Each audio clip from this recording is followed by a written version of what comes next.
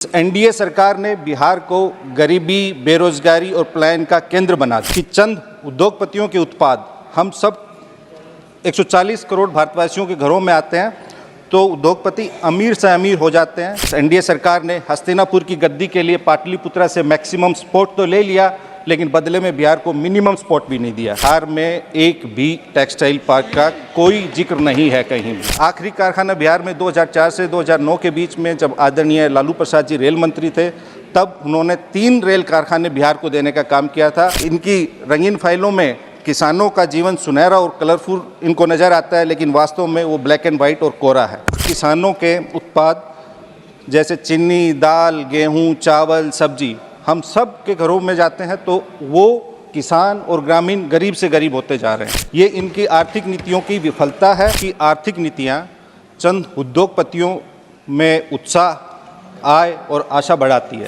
और गरीबी में भी बिहार सबसे नीचे है। इन्होंने बजट में भी बिहार को छांट दिया और प्रति व्यक्ति आय में भी बिहार देश में सबसे नीचे है।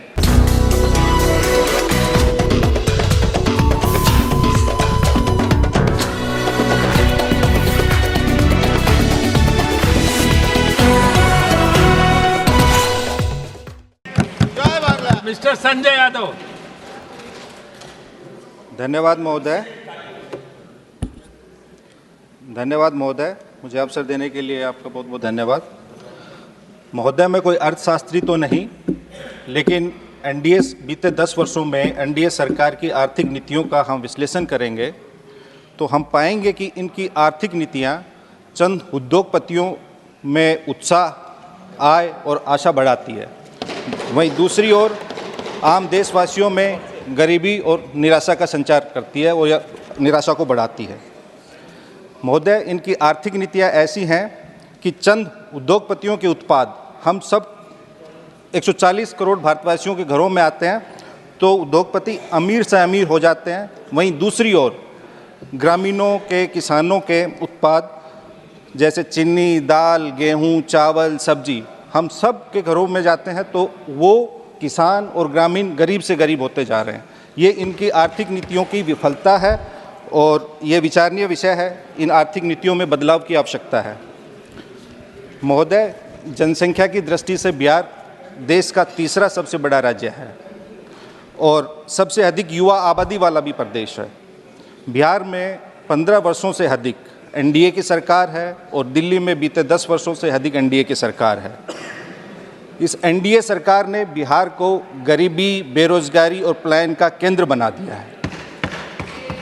बिहार के किसानों की प्रति व्यक्ति आय देश में बिहार 28वें नंबर पे है और प्रति व्यक्ति आय में भी बिहार देश में सबसे नीचे है और गरीबी में भी बिहार सबसे नीचे है। इसलिए महोदय, मैं कहना चाहूँगा कि केंद्र और राज्य का रिश्ता जो है वो दिया और बाती और अंकुर और माटी का रिश्ता होता है। तो इन्होंने बजट में भी बिहार को छांट दिया, बिहार को कुछ नहीं दिया। जहाँ बिहार को स्पेशल अटेंशन की आवश्यकता थी, स्पेशल स्टेटस और स्पेशल पैकेज की आवश्यकता थी, वहाँ इन्होंने, इस एनडीए सरकार ने हस्तिनापुर की गद्दी के लिए पाटलिपुत्रा से मैक्सिमम सपोर्ट तो ले लिया, लेकिन बदले में बिहार को मिनिमम सपोर्ट भी नहीं दिया।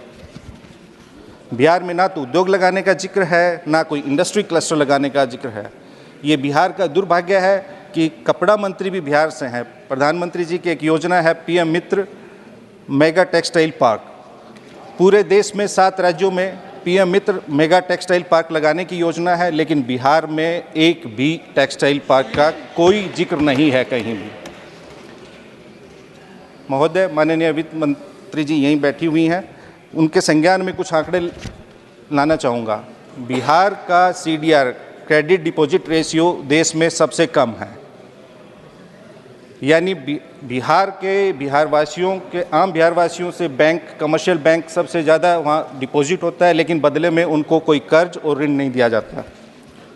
आप केसीसी लोन पिछले 10 वर्षों के बिहार में आप किसान क्रेडिट कार्ड योजना के तहत कितने लोन दिए गए, अगर वो आंकड़े आप देखेंगे तो आपके रोंगटे खड़े हो जाएंगे। बिहार तीसरा सबसे बड़ा राज्य है, उसके बावजूद बिहार में केसीसी लोन का डिसबर्सल बहुत कम है और ये तब है तब एनपीए बिहार में सबसे कम है। यानी वहाँ के लोग डिफ़ॉल्ट नहीं करते, लेकिन फिर भी बैंकों का बिहार के प्रति नकारात्मक रवैया है। इस बजट में बिहार के लिए ना तो कोई नई ट्रेन शुरू करने का जिक्र है और ना ही कोई कारखाना। आखिरी कारखाना बिहार में 2004 से 2009 के बीच में जब आदरणीय लालू प्रसाद जी रेल मंत्री थे, तब उन्होंने 3 रेल कारखाने बिहार को देने का काम किया था। उसके बाद से बिहार में कोई कारखाना नहीं लगा। इन्होंने बिहार में agriculture, health and education sector में भी कुछ विशेष नहीं दिया, ना ही बिहार के सुप्रसिद्ध दुग्ध उत्पादों मखाना, मक्का, आम, लीची, केला इत्यादि को प्रमोट करने के लिए कोई प्रावधान और आवंटन किया, और ना ही बिहार में बंद चीनी मिलों का शुरू करने का कोई जिक्र है। चुनाव में प्रत्येक भाषण में दिल्ली से जब लोग बिहार जाते हैं तो हर बार आश्वासन देते हैं, वादा करते हैं, दावा करते हैं कि हम चीनी मिलों को शुरू कर देंगे, लेकिन कभी भी अभी तक 10 वर्षों में एक भी चीनी मिल इन्होंने शुरू नहीं की है। महोदय, इनकी रंगीन फाइलों में किसानों का जीवन सुनहरा और कलरफुल इनको नज़र आता है, लेकिन वास्तव में वो ब्लैक एंड वाइट और कोरा है। मैं सत्ता पक्ष के लोगों का वक्तव्य सुन रहा था, ये किसान के, आम आदमी के बारे में इतना कुछ कह रहे थे कि सब कुछ खुशहाल हो गया, संपन्न हो गया, किसान सर्वगुण संपन्न हो गया, उनमें इतनी खुशहाली आ गई, संपन्नता आ गई। लेकिन आप दिल पर हाथ रख के बताइए, क्या आप अपने किसी परिवार में परिजनों को, बेटों को, बेटियों को किसान बनाना चाहेंगे?